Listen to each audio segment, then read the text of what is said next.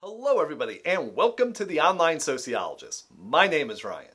In this video, we're going to look at answering the question, what is the sociological imagination? So if you are in an introduction to sociology class, you have undoubtedly come across this term as it's usually one of the first concepts listed in your textbook. The concept was formulated by the American sociologist C. Wright Mills in his 1959 book, The Sociological Imagination. The concept and book were actually a response to major trends happening in sociology at the time, which Mills defined as functionalist grand theory. So this notion of grand theory was attributed to the work of sociologists, particularly Talcott Parsons, and what is known as the functionalist school of sociology.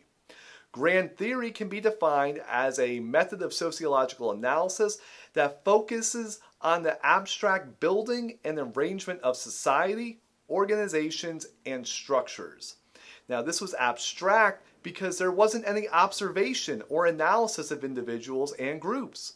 All it consisted of was the thinking up of different social categories and components that could be fit together into an ideal model of how society should be run.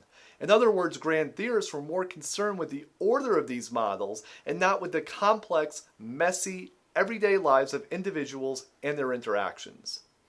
So to counter this, Mills coined the term the sociological imagination, which was a way to combine the complexity of everyday life with the larger historical and structural processes shaping the condition of that life. In other words, as he noted, he sought to bring together biography and history. In this video, we're going to focus more on what Mills meant by this and do it through a concrete example based on the fictional account of Ariana and her decision to enroll in online courses for the upcoming college semester. So let's meet Ariana. Ariana recently enrolled in college after taking a year off after high school to work full-time at a local supermarket near her house.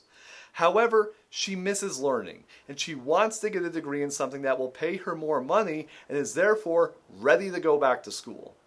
While Ariana would like to have the traditional college experience complete with living on campus, going to lecture halls, and joining student organizations, she still lives at home and works full-time, so she has opted to take all of her courses online. Ariana notes that taking these courses online allows her to still work full-time without having to take any time off to complete her coursework. She can do her coursework early in the morning before going into work or late at night after getting home. Furthermore, while she knows that her courses require a lot of work, she can do that work at her own pace, and she can always go back to previous lectures if she didn't fully understand something. Lastly, Ariana notes that cost was a huge factor in her decision. Not only were the online courses she signed up for cheaper than in-person courses, but she didn't have to spend any additional money on dorm room costs, meal plans, transportation, or time lost to commuting. Ariana's experience isn't unique. In fact, a 2018 report entitled Grade Increase, Tracking Distance Education in the United States found that in the fall 2016 semester, 31.6% of all college students were taking at least one online course, and that number was increasing. Furthermore, between 2012 and 2016, the number of students living and studying on campus dropped by over 1 million students. It should be noted that online education doesn't just consist of credit-bearing institutions and their courses, though. During the same period, we've seen the rise of supplemental instructional resources such as Khan Academy, Crash Course, and even this channel. This also includes the rise of massive open online courses, or MOOCs, that provide individuals the experiences of taking courses at elite universities for little to no cost, along with little to no accreditation for completing those courses. This growth in online courses can definitely be attributed to the reasons that Ariana gave, such as the love of learning, work-school life balance, flexibility, self-paced learning, and cost. But are those the only reasons that online education has grown so much in the past 20 years? In answering this question, we can turn to C. Wright Mills' concept of the sociological imagination. As Mills notes in his book, quote, "The sociological imagination enables us to grasp history and biography and the relations between the two within society. That is its task and its promise," unquote.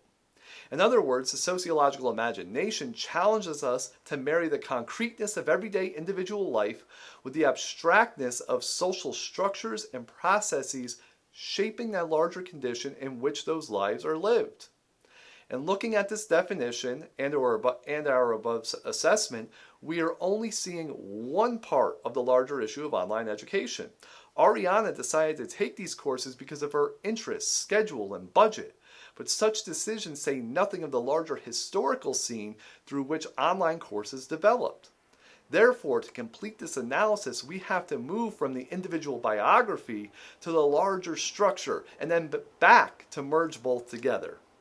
So, in moving to this larger structure, we can question the omnipresence of educational institutions throughout the 20th and 21st century in general, and in its role in organizing society between those who have a college degree and those who don't. Or we can look at the historical trends and how higher education sought to expand its enrollment through the targeted recruitment of non-traditional populations, including women, people of color, poor people, older people, veterans, as well as many more, which took place largely after World War II.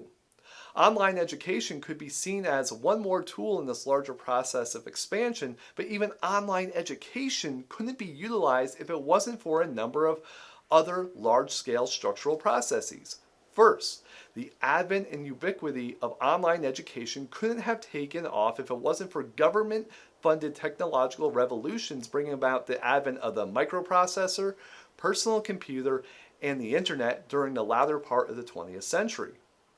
Second, the restructuring of the United States economy along the lines of low-wage service-based labor that was increasingly precarious and insecure called for increased flexibility in other areas of life, such as in the time it takes to obtain an education. Third, not only does the cost of running a college continue to rise, but state aid to colleges continues to decrease. College administrators are attempting to stem these rising costs not only through increasing the price of tuition, but also cutting costs elsewhere. If college courses are all online, that means the college doesn't have to pay costs of maintaining the buildings to house those classes. A final consideration I'll note is that going to college and obtaining a college degree has become more of an expectation following high school rather than one option among many for those students. Such expectations are developed through numerous actors such as the media, family, community members, teachers, and high school guidance counselors. One can be stigmatized by those members if they decide not to go to college. So the growth of online courses allows more people to fulfill those expectations. While the above list provides numerous structural causes to the growth of online education, it's by no means exhaustive. What is important to note, however, is that Ariana's choice to enroll in these online courses weren't hers alone. Ariana's love for learning and her desire to get a college degree for a better job at a lower cost with increased flexibility, combined with the larger structural forces, including the growth of government-sponsored technology, the transformation of the economy, the rising costs of running a college, and the transformations in social expectations around going to college and getting a degree, all came together in a way that pushed Ariana to make this decision.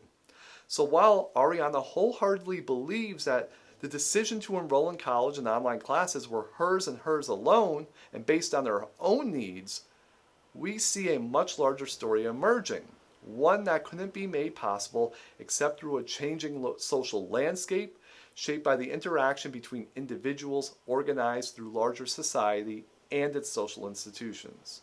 So I want to thank you all for watching this video. Make sure to like and subscribe for more content related to the world of sociology and how it can be used not only in the classroom, but in your everyday lives. I'll see you next time. Goodbye.